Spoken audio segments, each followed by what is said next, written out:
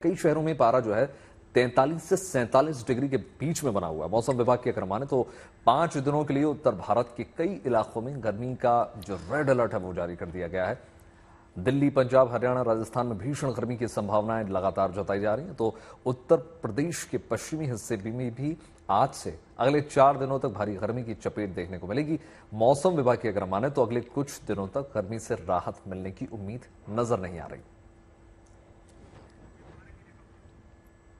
एक तरफ उत्तर भारत के कुछ राज्य गर्मी का सितम सह रहे हैं, तो वहीं दक्षिण भारत के तमिलनाडु और केरल में भारी बारिश की भविष्यवाणी है। केरल में भारी बारिश की आशंका के मद्देनजर एसडीआरएफ की टीम को अलर्ट कर दिया गया। लोगों से घरों से बाहर ना निकलने की अपील की गई। जाहिर है भारत की दो छोर मौसम के दो अलग अलग दौर से गुजर रहे हैं। उत्तर भारत में बादलों का इंतजार हो रहा है, तो दक्षिण में इंद्रदेव से थम थम कर बरसने की प्रार्थना की जा रही है। आपके सामने 6 तस्वीरें हैं और ये तस्वीरें देश में मौसम के मिजाज की कहानी को खुद बयां करते हैं।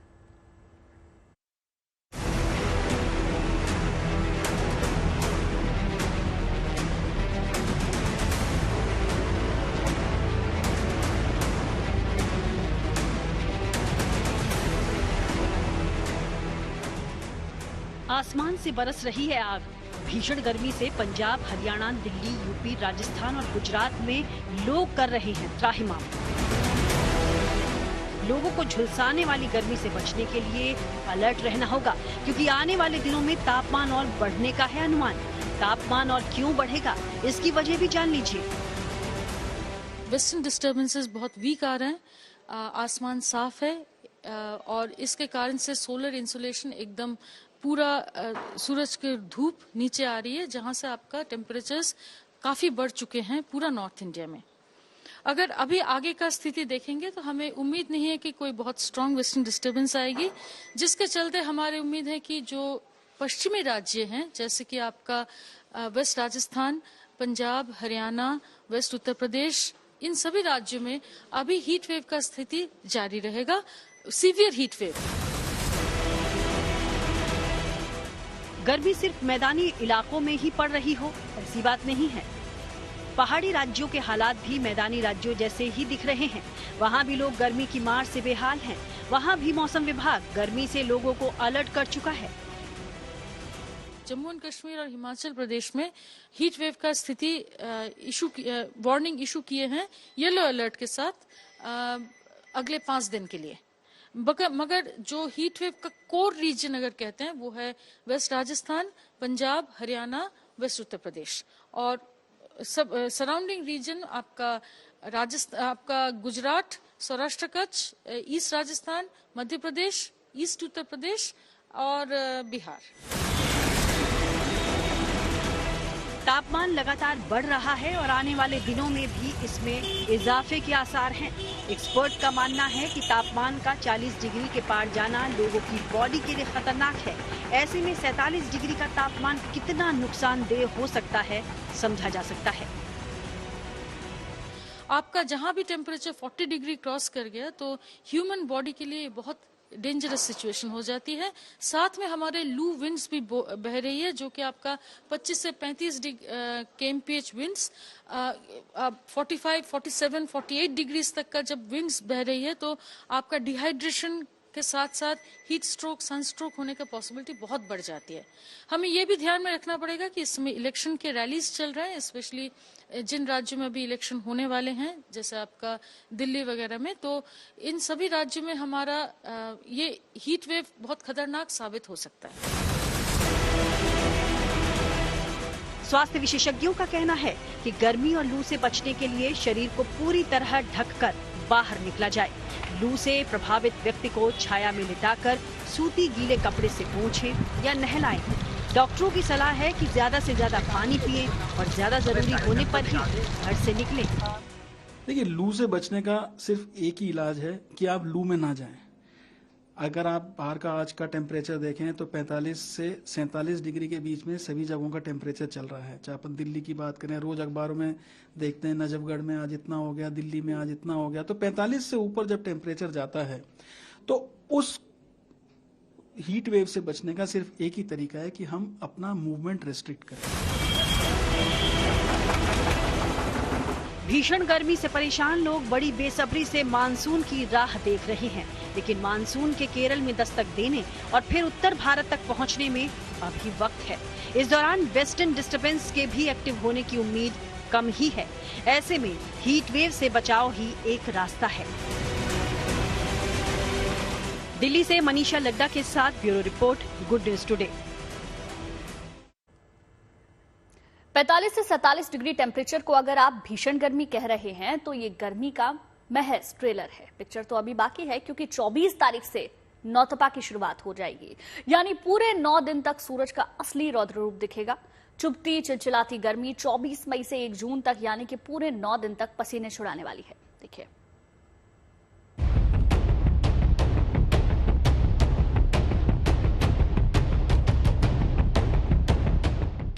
साल के सबसे गर्म दिनों की होने वाली है शुरुआत। प्रचंड होगी गर्मी, आसमान से आग बरसाएगा सूरज। पूरे उत्तर भारत में सूरज की तपिश बढ़ती जा रही है। पंजाब, हरियाणा, चंडीगढ़, दिल्ली, उत्तर प्रदेश भीषण गर्मी से बेहाल है। राजस्थान और गुजरात में भी गर्मी हाहाकार मचा रही है। यहाँ तक कि पहाड़ों की रानी शिमला में भी सूरज आसमान से आग उगल रहा है। मैदानी राज्यों में कहीं पारा 45 डिग्री पार कर चुका है, तो कहीं 47 डिग्री भी टच कर गया है। अगर ये चिलचिलाती गर्मी का ट्रेलर है, तो पिक्चर तो अभी बाकी है, क्योंकि आने वाले 9 दिन भीषण गर्मी खूब सताने वाली है। ज्योतिर्विज्ञान की गणना के मुताबिक 24 मई से नौतपा योग शुरू हो रहा है। इस खास योग में सूर्य राशि परिवर्तन कर रोहिणी नक्षत्र में प्रवेश करेगा। ज्योतिष विज्ञान के विशेषज्ञों की माने तो 24 मई से 1 जून तक, यानी पूरे 9 दिनों तक सूर्य की किरणें सीधे पृथ्वी पर पड़ेंगी, जिससे तापमान गर्मी के रिकॉर्ड तोड़ेगा।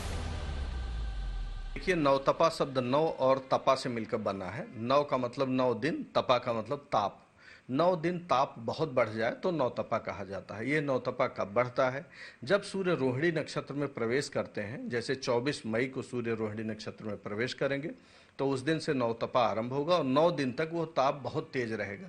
होता यह है कि सूर्य भगवान पृथ्वी के चारों ओर, मतलब पृथ्वी चारों ओर परिक्रमा करती है। एक खास एंगल पर पृथ्वी ऐसी स्थिति में पहुंच जाती है जब सूर्य से बिल्कुल सीधा, सूर्य की किरणें बिल्कुल सीधा पड़ती हैं पृथ्वी पर, और जब सीधा पड़ती हैं तो पृथ्वीवासियों को ज्यादा गर्मी का एहसास होता है। नौतपा, जैसा कि नाम से ही जाहिर है कि 9 दिन ताप के होते हैं। 9 दिन तक इसका असर भी रहता है। शास्त्रों के मुताबिक जब जब ज्येष्ठ मास में सूर्य रोहिणी नक्षत्र में प्रवेश करता है तो गर्मी बढ़ती है।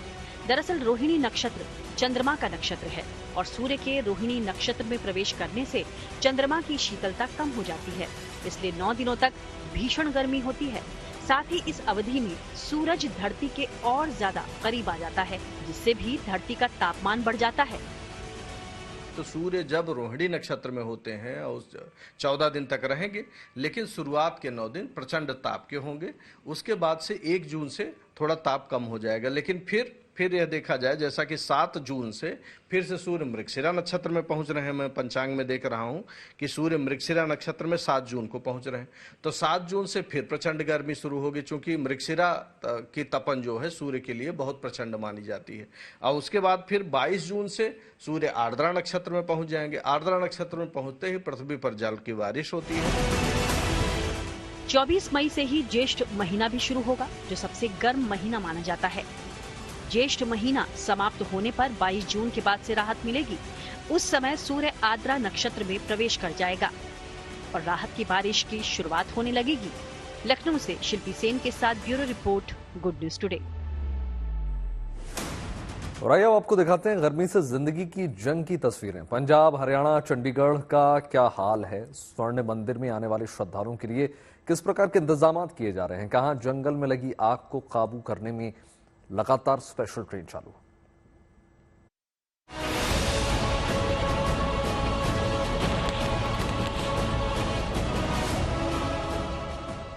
पंजाब में प्रचंड गर्मी के बावजूद सचखंड श्री हरमिंदर साहिब आने वाले श्रद्धालुओं के उत्साह में कोई कमी नहीं है।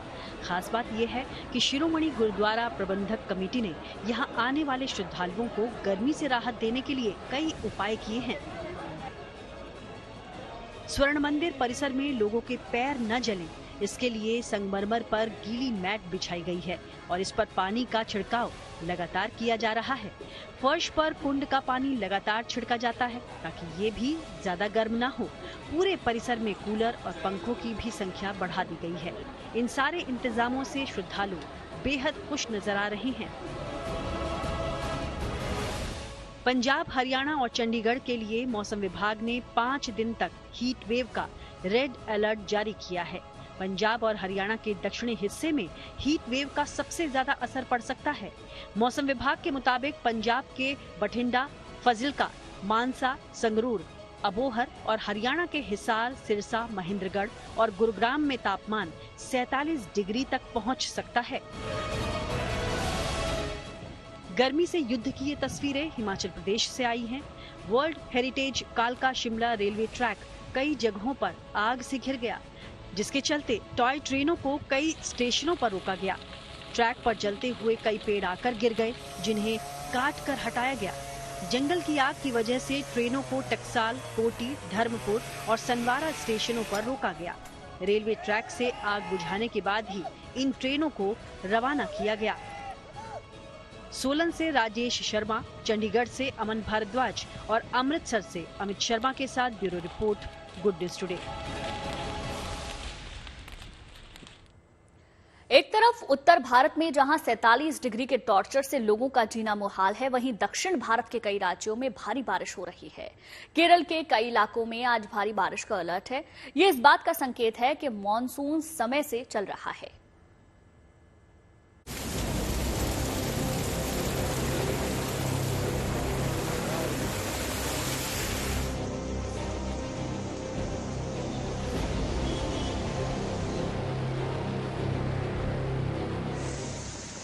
दक्षिण पश्चिम मानसून भारत की सीमा में प्रवेश करता हुआ 31 मई के आसपास केरल की सीमा से टकरा सकता है, लेकिन इससे पहले ही केरल और तमिलनाडु में अच्छी बारिश का सिलसिला शुरू हो चुका है।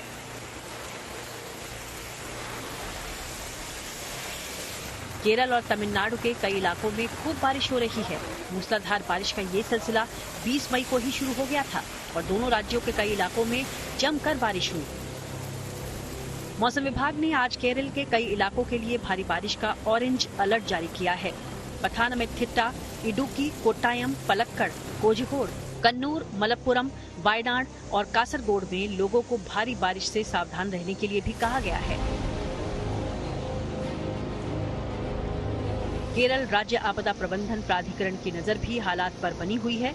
मौसम विभाग के अनुसार तटीय और दक्षिणी आंतरिक कर्नाटक के कुछ हिस्सों में भारी बारिश हो सकती है। तमिलनाडु के तिरुचिरापल्ली, कोडईकनाल, ऊटी, एर्नाकुलम, कांचीपुरम से बारिश की तस्वीरें आ चुकी हैं। लगातार बारिश से कई जगहों पर सड़कें पानी में डूबी नजर आईं और लोगों को परेशानी का भी सामना करना पड़ा। मौसम विभाग के अनुसार 23 मई तक दक्षिण भारत में बहुत भारी बारिश का अनुमान है, जिसे देखते हुए लोगों को सावधान रहने के लिए लगातार कहा जा रहा है। Bureau report, good news today. Uttarakhand में चारधाम यात्रा जारी है और बड़ी संख्या में भक्त दर्शन के लिए पहुंच रहे हैं, मगर अब उत्तराखंड में जल्द ही 5वें धाम के कपाट भी श्रद्धालुओं के लिए खुलने वाले हैं। ये 5वां धाम है सिखों का पवित्र धाम हेमकुंड साहिब। हेमकुंड साहिब के कपाट इस शनिवार को भक्तों के लिए खोल दिए जाएंगे। फिलहाल वहां के रास्ते बर्फ से पटे हैं, दूर दूर तक नजर दौड़ाने पर सिर्फ बर्फ ही बर्फ है। ऐसे में गुरुद्वारा समिति और सेना के जवान मिलकर रास्तों से बर्फ हटाने का काम कर रहे हैं। काफी हद तक पैदल मार्ग से बर्फ हटाने का काम भी पूरा हो चुका है। इसी बीच आज ऋषिकेश से यात्रियों का पहला जत्था हेमकुंड साहिब के लिए रवाना हो गया। अगर आप भी हेमकुंड साहिब जाने की योजना बना रहे हैं तो चार धाम की तरह यहां के लिए भी रजिस्ट्रेशन जरूरी है।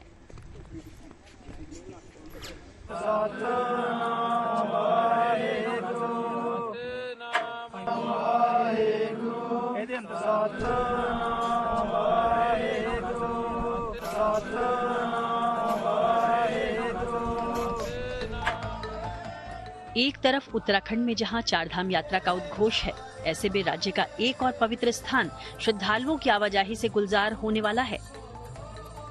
आज सिखों के पवित्र धाम हेमकुंड साहिब की यात्रा का ऋषिकेश से शुभारंभ है। दूसरी तरफ बर्फ से ढके हेमकुंड साहिब क्षेत्र में यात्रा की तैयारियां अपने आखिरी दौर में हैं। तस्वीरों में सेना के जवान और हेमकुंड गुरुद्वारे से जुड़े लोग इन हिमखंडों की मोटी मोटी परतों को काटकर यात्रा मार्ग तैयार कर रहे हैं। हर साल गर्मियों तक आते आते बर्फ धीरे धीरे कम होती है, मगर इस समय तो हमेशा ही हेमकुंड का पूरा इलाका मानो बर्फ के आगोश में रहता है। ऐसे में इन जवानों और स्वयंसेवकों के सामने परंपरागत रास्ता बहाल करना किसी चुनौती से कम नहीं। कहीं ढलानदार जगहों पर से सीढ़ीनुमा रास्ता बनाना हो या फिर खाई किनारे मोटी बर्फ की परतों को हटाकर रास्ता तैयार करना हो, ये मुश्किल टास्क बेशक रास्ता तैयार करने की जिम्मेदारी उठा रहे लोग बड़ी शिद्दत, लगन और मेहनत के साथ करते रहे हैं।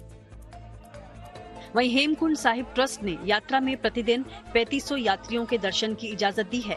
हालांकि आने वाले समय में यात्रा की स्थिति और बर्फ पिघलने के बाद ही यात्री संख्या बढ़ाने पर विचार विमर्श होगा। बहरहाल आज यानी 22 मई को पंज प्यारों की अगुवाई में पहला जत्था ऋषिकेश से श्रीनगर के लिए रवाना होगा। 23 मई को अगले दिन श्रीनगर से गोविंद घाट के लिए जत्था निकलेगा। 24 मई को ये जत्था गोविंद घाट से घाघरिया के लिए रवाना होगा और 25 मई ठीक 6:30 बजे सुबह सवेरे पंज प्यारों की अगुवाई में ही श्रद्धालुओं का जत्था हेमकुंड साहिब के लिए रवाना होगा, जहां धार्मिक रीति रिवाजों को पूरा करने के साथ ही हेमकुंड साहिब गुरुद्वारे के कपाट खोल दिए जाएंगे और इसी के साथ सिखों के पवित्र तीर्थ स्थल हेमकुंड साहिब की यात्रा भी शुरू हो जाएगी। इसके अलावा हेमकुंड साहिब ट्रस्ट ने हेमकुंड गुरुद्वारा परिसर में रील्स बनाने को लेकर यूट्यूबर्स और आम लोगों से भी खास अपील की, ताकि चार धाम में आई शुरुआती अड़चनें इस यात्रा में न दोहराई जाएं। कि उत्तराखंड प्रशासन द्वारा सभी यूट्यूबर, ब्लॉगर जो भी श्री हेमकुंड साहिब जी के दर्शन करने आते हैं, इस साल सरकार ने एक प्रतिबंध लगा दिया है कि कोई भी गुरुद्वारा साहब के 50 मीटर के दायरे में, यानी कम से कम 150-200 फुट के दायरे में कोई भी अपना रील वगैरह और कोई यूट्यूब के माध्यम से कोई भी ऐसा कार्यक्रम नहीं करेंगे। सो आप सबसे निवेदन है कि जिसने भी कोई अपना ये रील बनानी है या कोई भी ये यूट्यूब का प्रोग्राम करना है, वो रास्ते में आप लोग कर सकते हैं, वो भी पॉजिटिव रहकर। अदरवाइज किसी भी गुरुद्वारे में 50 मीटर के दायरे में इस काम पे प्रतिबंध लगा दिया गया है। फिलहाल तो गुरुद्वारा श्री हेमकुंड साहिब में कपाट खुलने को लेकर गुरुद्वारे की टीम हेमकुंड साहिब में डेरा जमाए हुए है। इंतजार है 25 मई का, जब हेमकुंड साहिब के कपाट देश विदेश से आए श्रद्धालुओं के लिए खोल दिए जाएंगे। चमोली से कमल नयन सिलोड़ी के साथ bureau report, good news today. साथ ही साथ आपको बता दें, केदारनाथ पहुंचने वाले श्रद्धालुओं की संख्या में दिनों दिन इजाफा हो रहा है, बढ़ती जा रही है। मंदिर परिसर शुरू हुई इन कतारों कुछ घंटों में दूर तक पहुंच जाती है और ये सभी भक्त जो है बाबा के दर्शन और अभिषेक के आस के लिए उनके धाम पर पहुंचते हैं। ऐसे में भक्तों के लिए केदार धाम से एक गुड न्यूज ये निकल कर आई है कि गुड न्यूज में अब शिव भक्त गर्भगृह में जाकर बाबा केदारनाथ के दर्शन कर पाएंगे। इससे पहले बढ़ती भीड़ की वजह से भक्तों के गर्भगृह में जाने पर रोक लगा दी गई थी। दो तस्वीरें आपको दिखा रहे हैं। पहले किस कदर भीड़ लगती थी और गर्भगृह तक पहुंचना असंभव हो जाता था, क्योंकि वीआईपी लाइंस के चक्कर में उनको पहले एंट्री दे दी जाती थी तमाम वीवीआईपी गेस्ट्स को। लेकिन अब परिवर्तित कर दिया गया है और अब आम व्यक्ति भी, आम श्रद्धालु भी गर्भगृह में जाकर दर्शन कर सकते हैं। तो देखिए, केदारनाथ मंदिर में ये शानदार गुड न्यूज निकल कर आई है और आपको बता दें, दिन प्रतिदिन लगातार यहां पर इजाफा हो रहा है श्रद्धालुओं का। हजारों की संख्या में तमाम श्रद्धालु यहां पर पहुंचते हैं और अब और ज्यादा उनको उम्मीद है, ऐसे में और ज्यादा श्रद्धालुओं की संख्या में इजाफा होने की उम्मीद है।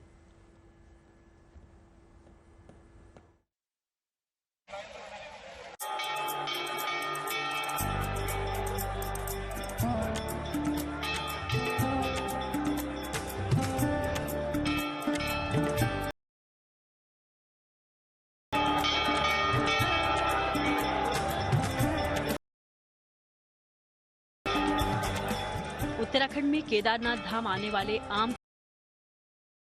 गर्भगृह में जाकर दर्शन पूजन कर सकेंगे। दरअसल इससे पूर्व मंदिर खास और हेलीकॉप्टर से पहुंच रहे यात्रियों को 2100 रुपए की पर्ची कटवा आम श्रद्धालुओं को सभा मंडप से ही बाबा केदार के दर्शन की इजाजत थी। दरअसल केदारनाथ गृह में प्रवेश की मांग को लेकर केदार मंदिर समिति से जुड़े पुजारी, उनके अनुसार बद्री केदार मंदिर समिति केदार हुए खास लोगों को ही गर्भगृह में पूजा अर्चना करवा रही थी। इससे बाबा केदार के दर्शन से वंचित थे। पूर्व परंपरा केदारनाथ जी के दर्शन गर्भगृह में सभी देश विदेश से आने वाले श्रद्धालु प्रारंभ हो गया है। अब मंगलवार से जलाभिषेक और पूजा अर्चना कर रहे हैं, जबकि वीआईपी दर्शन फिलहाल जो भी तीर्थयात्री केदारनाथ पहुंचेगा वह लाइन में लगकर दर्शन करेगा। इसके अलावा इस बार केदारनाथ तीर्थ यात्रा में 2 दिन में 60,000 से अधिक तीर्थयात्रियों ने बाबा, अभी तक 3,20,000 से पार अधिक तीर्थयात्री। उधर बद्रीनाथ की यात्रा में भी अपार जनसैलाब उमड़ रहा है। मंदिर में दर्शन से जुड़ी व्यवस्थाओं को चाक चौबंद रखने की कोशिश कर रही है। लगभग जो है बद्रीनाथ में एक सप्ताह के अंदर उन्होंने भगवान के दर्शन कर लिए हैं और जितने भी लोग भगवान के दर्शन हो रहे हैं, थोड़ा सा समय लग रहा है क्योंकि मगर थोड़ा समय लगने के पश्चात भी सभी लोग दर्शन करके जा रहे हैं। राज्य के डीजीपी धरातल पर उतरकर चारधाम यात्रा के सूरत हाल को समझ रहे हैं। यात्री की सुरक्षा और सुविधा शासन प्रशासन के लिए सर्वोपरि है। यात्रा का पंजीकरण कराकर ही चारधाम यात्रा पर निकले। धाम में भी रिकॉर्ड संख्या में तीर्थयात्री आ रहे हैं। जो तीर्थयात्री आ रहे हैं सबसे पहले उनकी सुरक्षा और उनकी सुविधा। कई जगह मैंने देखा लाइन में भी यात्रियों में आपस में थोड़ा माहौल था, तो हमारी सबसे पहले तो सभी तीर्थयात्रियों धाम यात्रा की योजना बना रहे हैं उनसे आग्रह होगा कि कृपया पंजीकरण कराकर हम यात्रियों को आने देने की बिल्कुल स्थिति में नहीं है, क्योंकि सिर्फ पंजीकृत यात्रियों को ही केटर कर सकते हैं। बद्रीनाथ, गंगोत्री और यमुनोत्री में रिकॉर्ड तीर्थयात्रियों की आवाजाही हो। करीब 7 लाख से ज्यादा तीर्थयात्री चारधाम दर्शन कर चुके हैं। केदारनाथ से प्रवीण सेमवाल और बद्रीनाथ से कमल नयन सिलोड़ी के।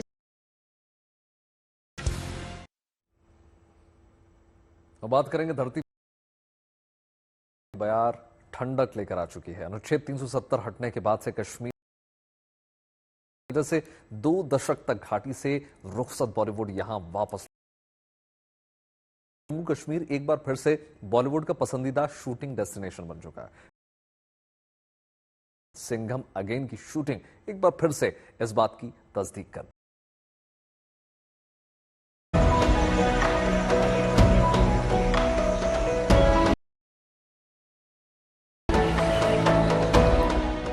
धरती का जन्नत कही बेपनाह खूबसूरती बढ़ती है। चांदी से लकदक दिलकश फूलों के बगीचे हों, डल झील की शांत लहरों, फिर रोमानियत से भरी घाटियां, जम्मू कश्मीर के जर्रे साहब नेमतों से नवाजा है। कश्मीर की इसी खूबसूरत बॉलीवुड घाटी में लौट आया है। जम्मू कश्मीर की फिजाओं एक्शन की गूंज सुनाई दे रही है। श्रीनगर के ऐतिहासिक रोहित शेट्टी की अपकमिंग फिल्म सिंघम अगेन की शूटिंग हुई। शूटिंग करते नजर आए अजय देवगन की एक झलक पाने की।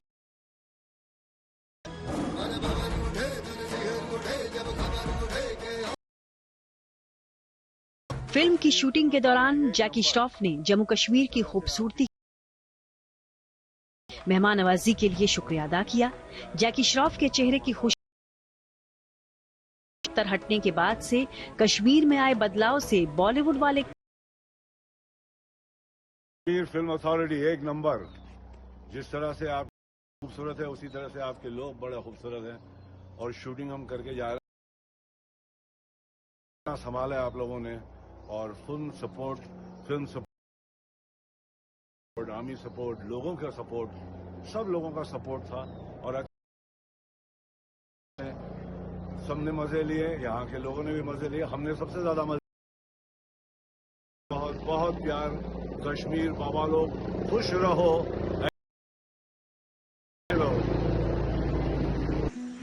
आतंकवाद के चलते अपनी बॉलीवुड अब फिर घाटी की हसीन वादियों में लौट आया है।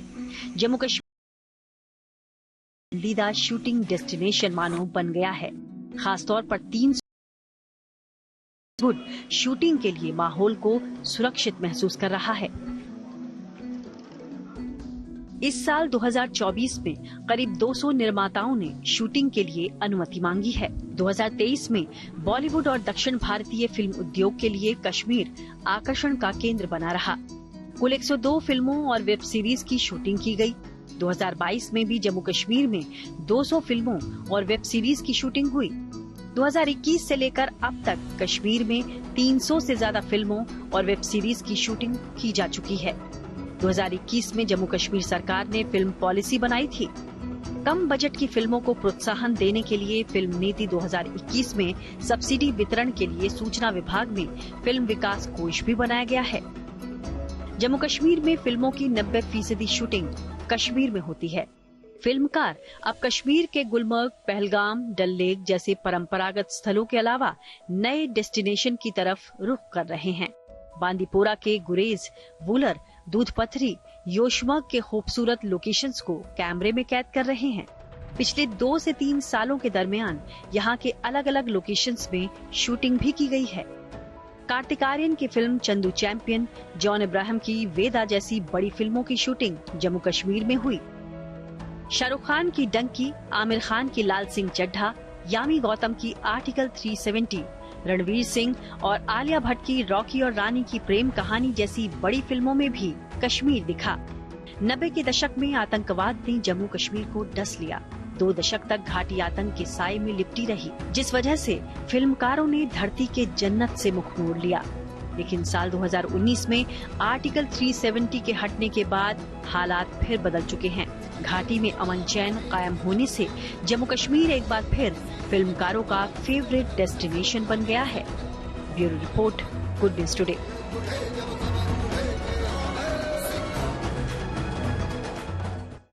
और चलिए अब बात करते हैं भारत की प्रमुख डेयरी कंपनी अमूल की, जिसने भारत से निकलकर अपने बिजनेस को एक नया आयाम दिया है।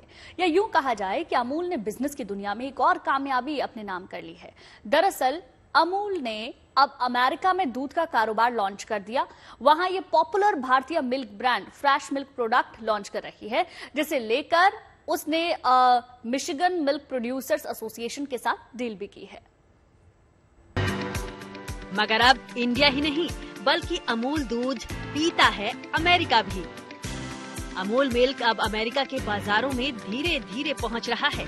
इसके लिए Gujarat cooperative milk marketing federation ने दरअसल अमेरिका में अपना फ्रेश मिल्क प्रोडक्ट लॉन्च कर दिया। इसके लिए कंपनी अमेरिका में 108 साल पुरानी एक डेयरी सहकारी संस्था मिशिगन मिल्क प्रोड्यूसर्स एसोसिएशन के साथ डील कर चुकी है। मुझे बताते हुए बड़ी खुशी हो रही है कि अमूल दूध, यानी कि जो हम इंडिया में पीते हैं, अमूल गोल्ड, अमूल शक्ति, अमूल ताज़ा, अमूल स्लिम एंड ड्रीम दूध, हमने यूएसए में लॉन्च किया है। यूएसए में 108 साल पुरानी मिशिगन मिल्क प्रोड्यूसर्स एसोसिएशन करके एक डेयरी कोऑपरेटिव है, जिसके साथ हम जुड़े हैं। और शुद्ध दूध जो अमूल की रेसिपी का है, फ्रेश मिल्क, उसको एक गैलन पैक में हमने लॉन्च किया है। मुझे बताते हुए बड़ी खुशी हो रही है कि उसका हमारा जो इनिशियल रिस्पांस काफ़ी अच्छा आ रहा है। और यूएस के कई सारे मार्केट्स, पूरा ईस्ट कोस्ट यानी कि न्यूयॉर्क, न्यू जर्सी, वॉशिंगटन से लेके शिकागो और डलास और टेक्सास का जो मार्केट है, उस सब जगह पे हमने ये दूध लॉन्च किया है। अमेरिका में कंपनी अपने कारोबार अभी कुछ शहरों में लॉन्च कर चुकी है। ऐसे में कंपनी का मुख्य target New York, new Jersey, Chicago, Washington, Dallas और टेक्सास जैसे बड़े शहर हैं, जिसे बाद में अमेरिका के सभी प्रमुख शहरों में फैलाया जाएगा। रिपोर्ट्स के मुताबिक पैकेजिंग की बात करें तो अमूल अमेरिका में 1 गैलन यानी 3.8 लीटर और आधा गैलन यानी कि 1.9 लीटर की पैकेजिंग में दूध बेचेगा। इसमें 6% फैट वाला अमूल गोल्ड, 4.5% दूध फैट वाला अमूल शक्ति, 3% दूध फैट वाला अमूल ताज़ा और 2% दूध फैट वाला अमूल स्लिम शामिल है। बता दें कि मिशिगन मिल्क प्रोड्यूसर्स एसोसिएशन यानी MMPA कंपनी के साथ डील के बाद Gujarat cooperative milk marketing federation यानी GCMMF पहली कंपनी बन गई है जो कि अमेरिका के डेयरी क्षेत्र में काम करेगी। वहीं ये पहली बार है जब अमूल दूध भारत से बाहर अमेरिका जैसे बाजार में उतर गया है। कंपनी ने दावा भी किया है कि अमेरिका में अमूल मिल्क का ये फ्रेश प्रोडक्ट है जिसकी खुद की रेसिपी है जो अपने टेस्ट के हिसाब से ही है और ये दूध वहाँ के इंडियन, एशियाई और लोकल कस्टमर को पसंद भी आ रहा है। फिलहाल तो अमेरिका में दूध का कारोबार लगाना अमूल कंपनी के लिए बिजनेस की दुनिया में न केवल एक बड़ी कामयाबी है बल्कि अमेरिका के बाहर दूसरे बाजारों में जाने के विकल्प तलाशने का एक रास्ता भी तय कर रहा है। गुजरात के आणंद से हिताली शाह के साथ bureau report, good news today. उम्मीद करते हैं शुभ समाचार में आपके दिन की शुरुआत अच्छी खबरों के साथ हुई होगी। बिल्कुल, देश और दुनिया की तमाम पॉजिटिव खबरों के लिए जुड़े रहिए गुड न्यूज टुडे के साथ। नमस्कार।